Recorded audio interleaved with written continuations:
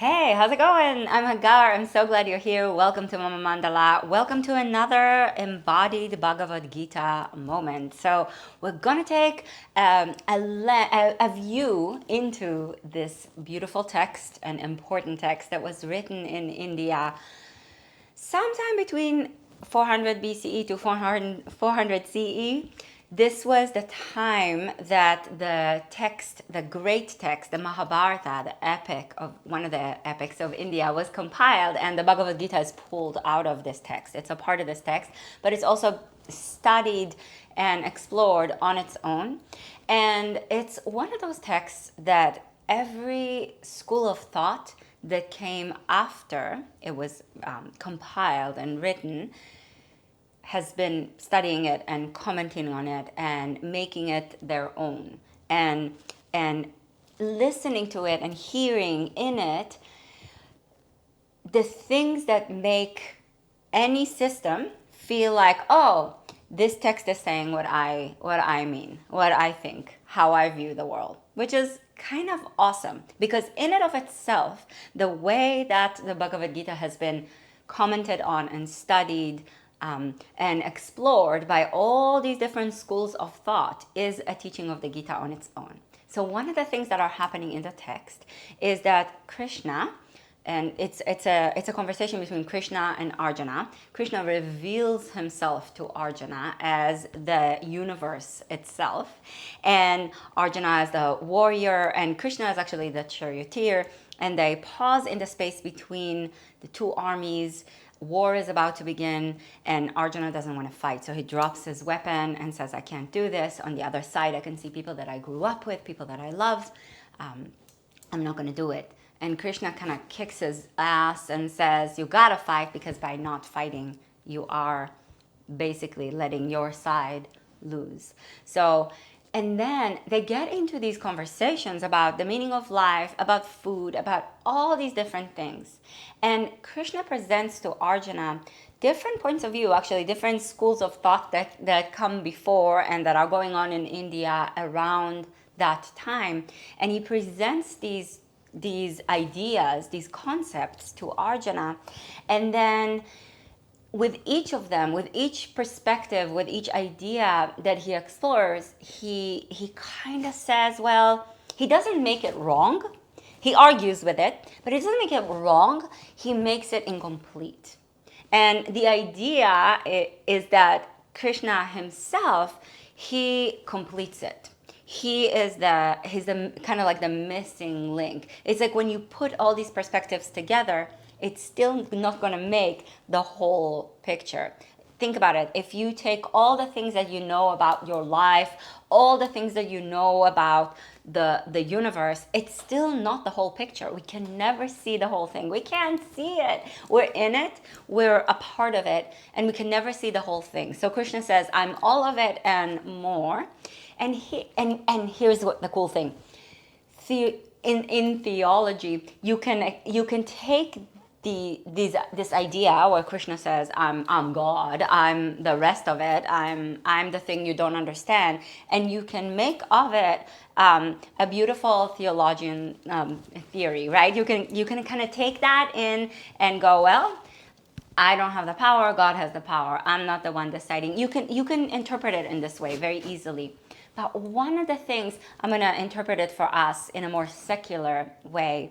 It's almost like Krishna says, I'm the embodiment of the universe, and I'm the thing in the universe that you don't understand. And that thing, spirituality and religions have made into this concept of God. And that's fine if that helps people. And as long as they don't hurt other people because of their God, cool.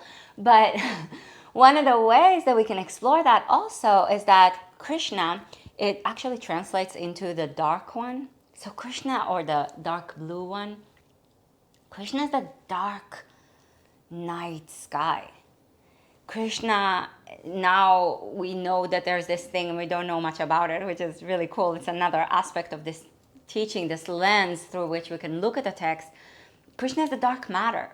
Scientists are telling us there is such a thing as dark matter, but we haven't really been able to study it yet. We don't exactly know what that is. We know that so much of the universe is it, but we don't know what it is.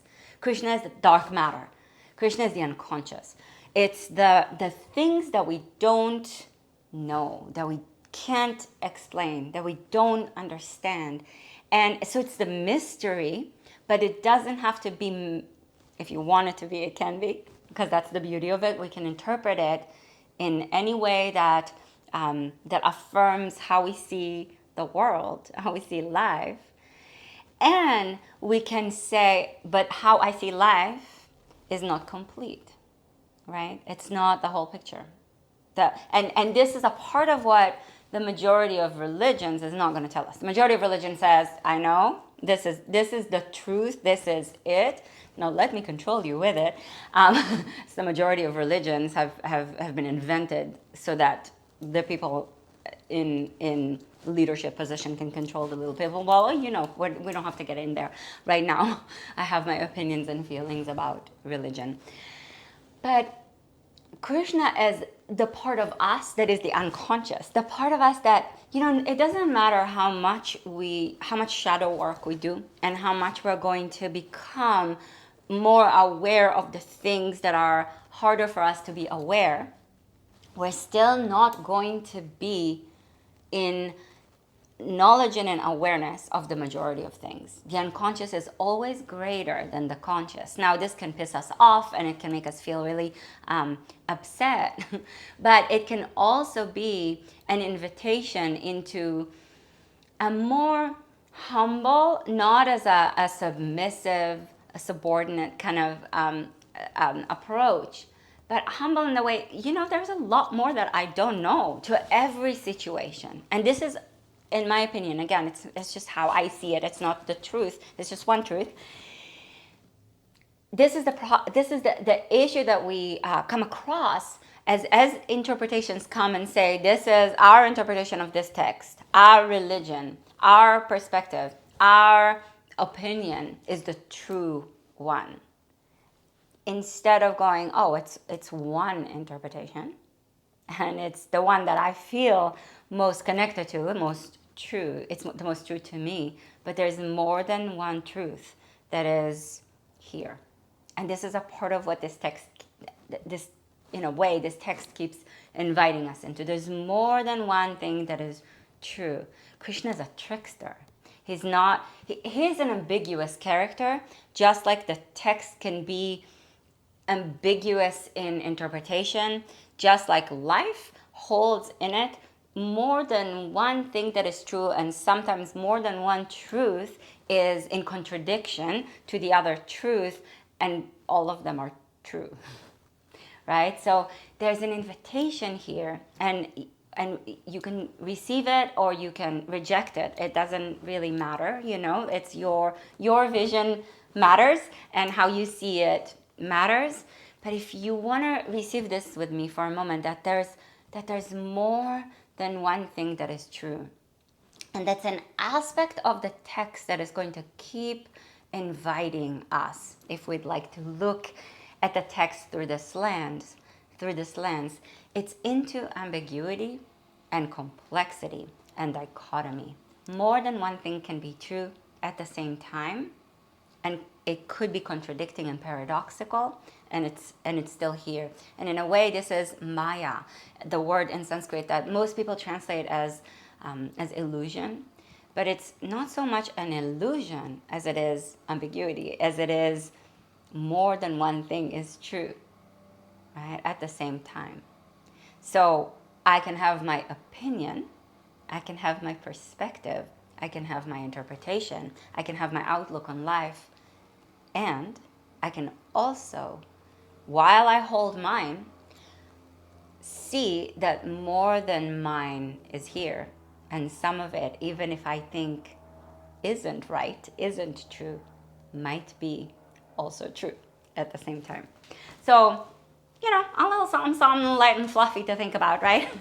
Come to your mat. Let's take that, invite that, bring that into our bodies, and bring yourself to all fours, to your hands and your knees. And if putting weight on your hands is not something that you want to do, you can just stand on your knees, or you can have your feet on the ground and your knees bent and your hands on a wall or on a block, on a couch, on a chair. Move your hips a little side to side, and if your hands are on the floor, spread your fingers just enough so that your hands can root into the earth, especially in the parts of it that want to lift up. And as your hips move side to side, you can start to listen to your breath. Notice the way that it moves in and the way that it pours out.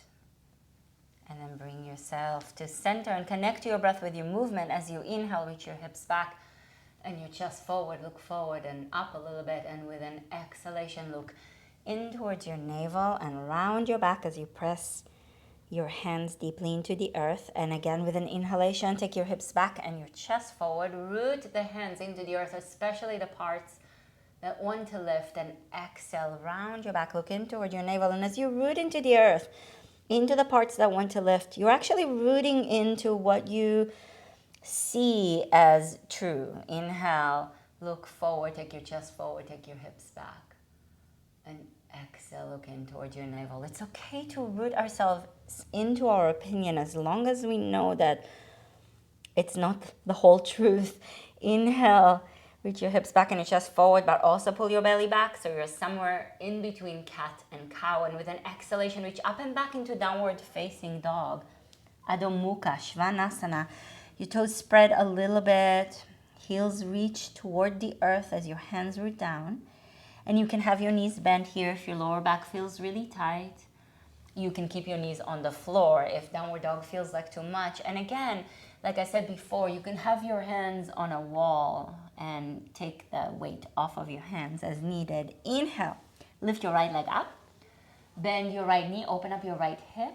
And even here, see how this position takes us into a different perspective, a different way of seeing things, looking at things, thinking of things.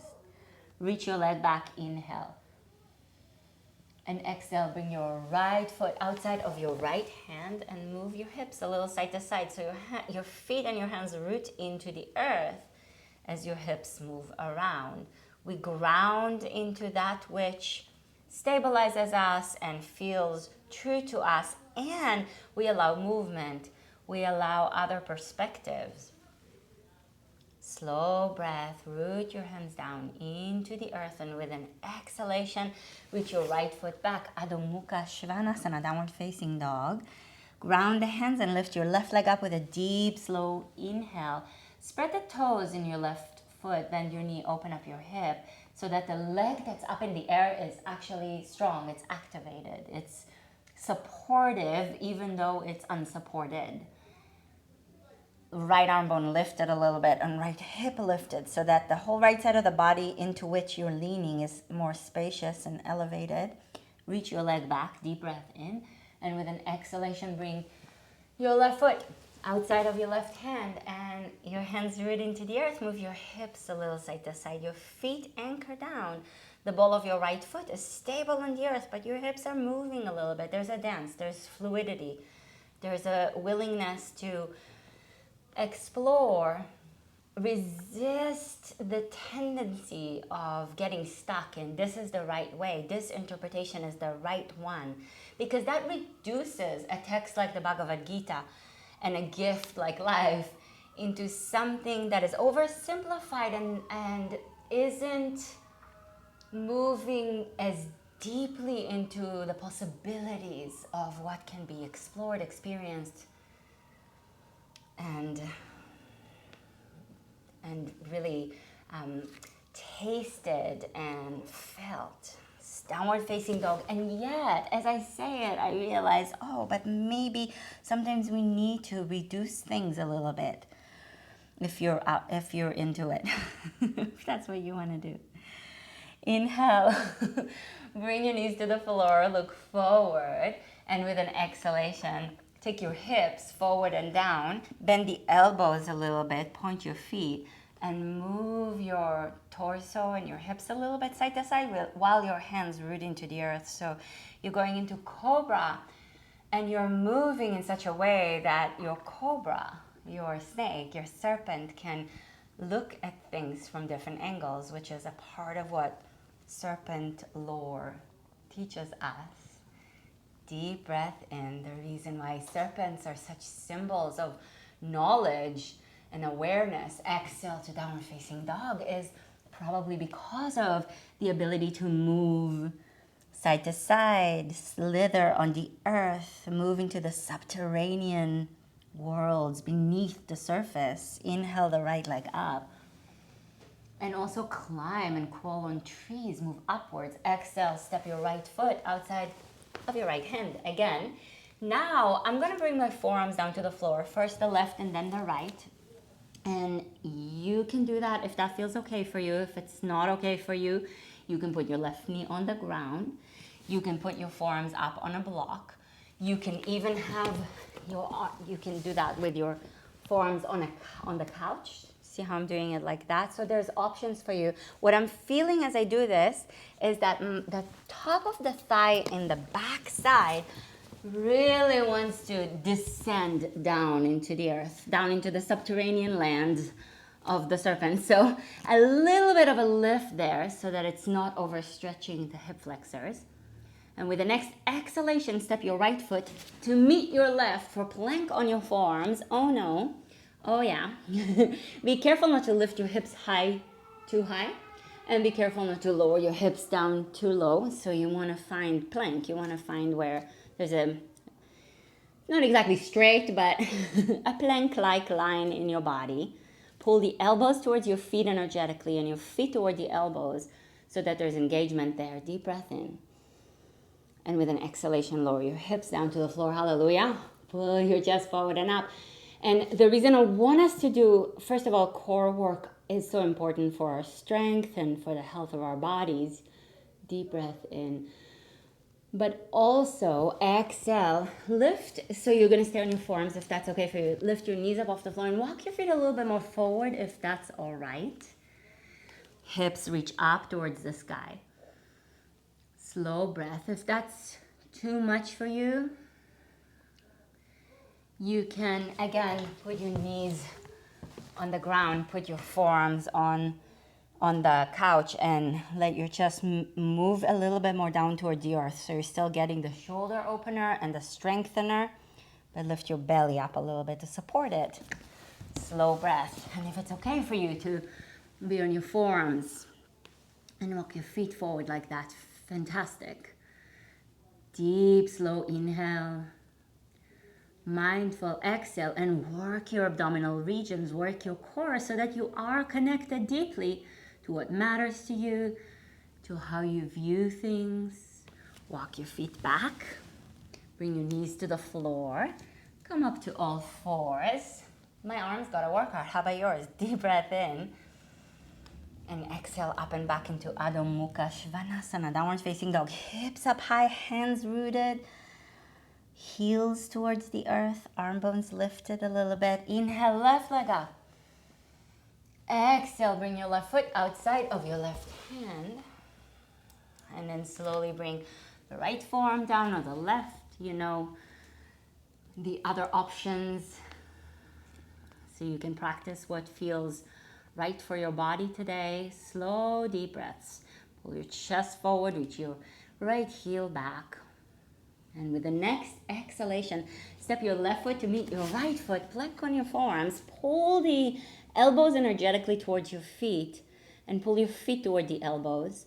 Draw the front of your hip bones, the anterior superior iliac spine, the ASIS, toward each other in the center. So see how that engages and pulls in at the abdominal region, the lower abdominal region, and also strengthens the lower back. Deep breath in.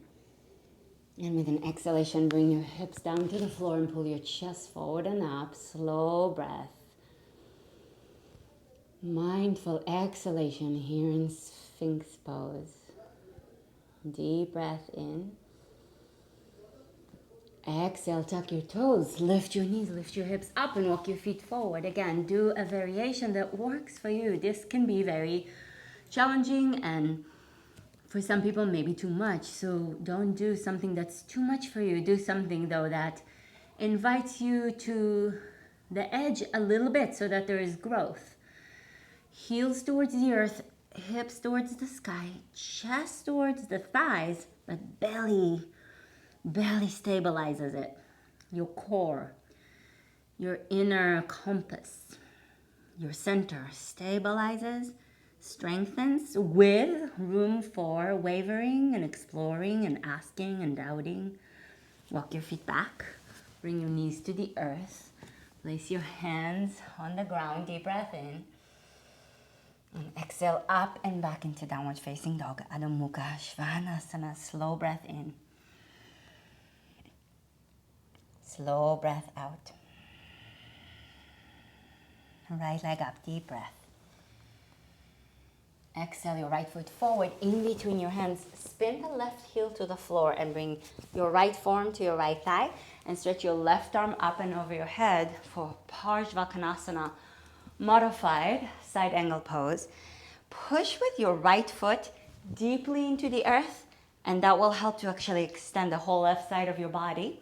And you can stay right here, or if you feel up for it, bring your right fingertips to the floor on the inside of your right leg. Pull the left and the right ASISs, the anterior superior iliac spine, towards each other. So the front of your hip bones pull towards the center as you turn your chest up to the sky, and use your right knee and your right arm, your right elbow, push them into each other. So you're finding center and you're finding the way that opposing energies that push into each other actually help create an opening sometimes.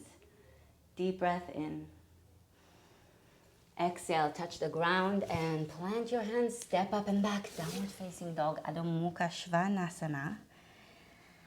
Inhale deeply here, ground your hands, reach your hips high up high, root your heels towards the ground. Left leg up with an inhale. Left foot forward in between your hands as you exhale. Right heel to the earth, left forearm to left thigh, right arm up and over your head. And again, press down into the foot, into the left foot, the ball of the left foot. It's going to take you out of the bending in your knee. Do you feel that? You push down, it pulls you back. So keep pushing down, but then bend deeper into your left knee. And then extend the whole right side of your body. If you feel up for it, you can release the fingertips of your right hand to the floor and the inside of your right leg and pull the right and the left ASISs towards each other to create more strength, to open up through. So the more we root into our opinion does not have to make us stuck in it and unable to see somebody else's perspective. The possibility of more than our own truth to be also true. And we live in a day and age, in a time in the world where it's becoming harder and harder to be in the space of ambiguity. Deep breath in. In the space where more than one thing is true. Exhale, touch the ground and step back to downward facing dog. But this is an important, I think, an important thing to bring ourselves into, where we can be in complexity. Bring your knees to the floor and bring yourself to lie on your back. Bend your knees and place your feet on the ground. Take a moment here. Put your hands on the tops of your thighs and root them back. Grounding ourselves in how we see things and in how we interpret things, so that we can be more open and receptive to the ways that not just our opinion is true. Right foot outside of your left knee. Flex the foot and spread your toes so your leg is strong. Again, we're creating strength, and it's not instead of openness. It's to enhance openness. Bring your left knee into your chest. Because if this leg right now, the right leg, you can interlace your fingers in front of your left knee, so on your shin, or behind your thigh. Behind your thigh will be a little lighter. for your hip, above the knee, on top of the knee, will be a little juicier. Breathe. So if right now I relaxed my right leg, it could be a little injurious for my right knee. Okay, so the right foot has to be strong. If you see the sole of your foot, you want to start to take the sole of your foot away from you. So the sole of the foot is facing, the sole of your right foot is facing the left side of the room. Push the right elbow and your right knee into each other. So again, a little bit of a resistance and a conflict creates growth and a more interesting conversation, right? Not everybody's going to see things the way that we see things. And sometimes, there's an edge to it, right? You can relax the legs to the floor, put your feet on the ground. I take it into the political because we live in an age where we gotta. But if somebody else's opinions, you can bring your left foot outside of your right knee and bring your right knee into your chest and hold the back of your thigh or the top of the shin. If somebody else's opinion oppresses other people, then I'm not going to accept their opinion as something valid. If someone's a racist, I'm not going to be accepting, but I have to be receptive to the existence of these forces around me. Because if I try to eliminate them, they're not going to go away. They actually strengthen. That's even in mythology, when you can't get rid of the demons. And yes, racists are demons. But I can't get rid of them. So I'm not going to kill them because that's what I fight against, right? Elbow and knee push into each other. Breathe slowly.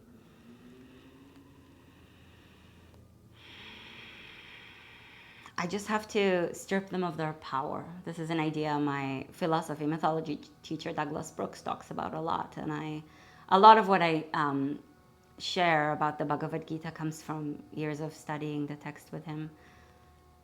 Gotta give the credit where it belongs. Slow breath. And then release your feet to the earth and put your hands on the tops of your thighs again and root the tops of the thigh bones back. My hips always want to move side to side when I do this, or always, period. Slow breath. And then roll yourself to a seated position. Bring the soles of your feet together. Move your hips a little bit side to side. You can sit up if your hips are very tight and your knees feel very elevated here. Go ahead and sit your hips up on a blanket so that your hips are elevated and your knees can go further down. You want to make sure you're not leaning so far back, your knees are lifted like that. You want to make sure that there's a little more space for you. So sit up on a blanket if needed. Hold your ankles and pull on your ankles to lift your chest up. Slow breath in. And you can stay right here, or with an exhalation, take your chest forward. You can stay seated if that's already a lot for your hips, or you can start to fold forward in Baddha Konasana. Maybe even walk your hands forward, maybe come down to your forearms and breathe slow. Send your sternum forward, your chest forward. Send your chest, your sternum, your breastbone away from your sacrum, away from your pubic bone. So there's more length in your spine, and breathe as you fold. Create extension in your spine, not just flexion, even though the position is of flexion. You're forward bending, that's flexing your spine, but create a little more extension, almost like you're doing a bit of going a little bit toward the back bend so that the spine stays long, and breathe. Because we want to bring the opposite in order to have, again, it's not going to be complete, right? Because the picture is never complete. That's a part of what Krishna's teachings are. It's not complete, and him kind of presenting the idea that he completes it, it's inviting us into this notion from the way that how I think of it is what completes it is the incomplete itself. It's the darkness of the unknown. It's the darkness of the unconscious. It's the vast night sky. It's the mystery of the unknown not to be ever discovered, because the more we discover, the more we'll discover that there's more to discover. Send your chest forward. Inhale, come up. And take a seat for a moment. If you feel like you need to lie down into Shavasana, go for it. I'm going to sit us here in meditation for just a couple of moments, a little pranayama. But you can do that lying down if that's what your body needs. And please listen to what your body needs. You can hold your thumb and your index fingers gently together in chin mudra and move your hips a little bit side to side so you're seated on a more broad seat. Let your eyes soften. If it feels okay to close your eyes, close your eyes. If you need to keep them open and just soft, you do what you need to do. Hear your breath moving. And to gain yet another perspective, we're going to break the breath. We're going to break the pattern of the breath into 3 segments. We won't do many rounds of it. Another time we can do a whole session just working on this pranayama. Viloma pranayama. Viloma means in Sanskrit against the grain. And so we inhale a third of the breath into the space between the pubic bone and the navel. And we hold there. And then another third of the breath flows in from navel to bottom of sternum. And then the last third of the breath flows in from bottom of sternum to collarbones. And then we exhale all the way out. I'll talk you through it. So deep breath in, all the way in. And slow breath out, empty the breath out.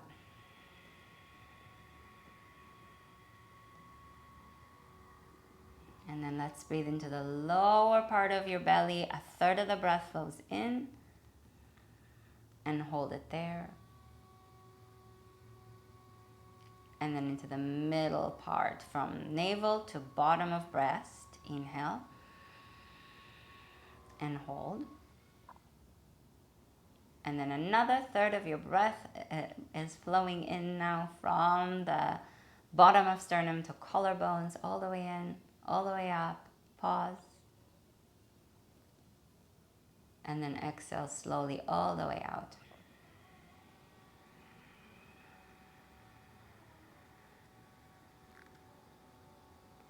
Inhale a third of the way in, third of the breath flows in. And hold. Another third of the breath flows in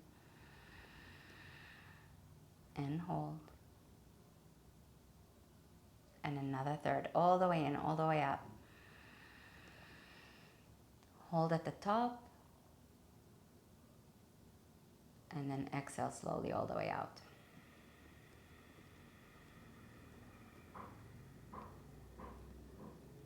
One more into the bottom of the belly, a third of the breath.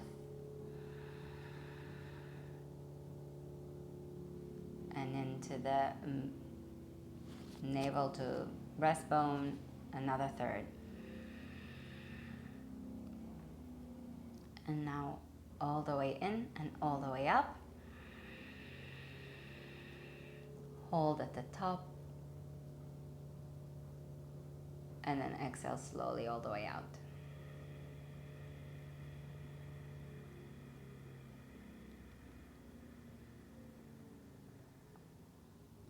Breathe in slowly.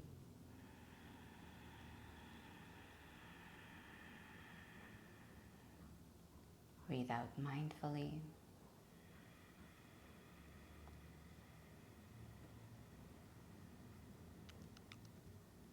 Release the ujjayi part of your breath, so the holding and the tightening at the back of the throat, let that go and let the breath flow smoothly in and out.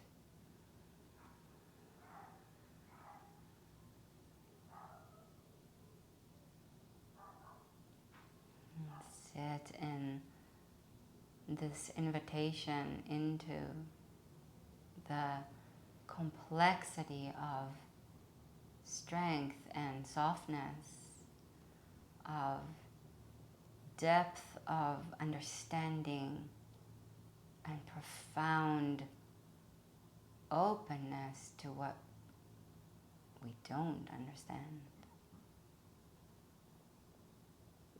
And we sit in the complexity. We sit in the nuance that maybe we could weave into the world, in our conversations, in how we approach conflict, and in how we settle into our opinions and our perspectives. And as the hands join together in front of the heart in Anjali Mudra, we join in this ground of nuance. And here in this space, we can receive one another more deeply. Thank you so much for joining me. I so appreciate your presence.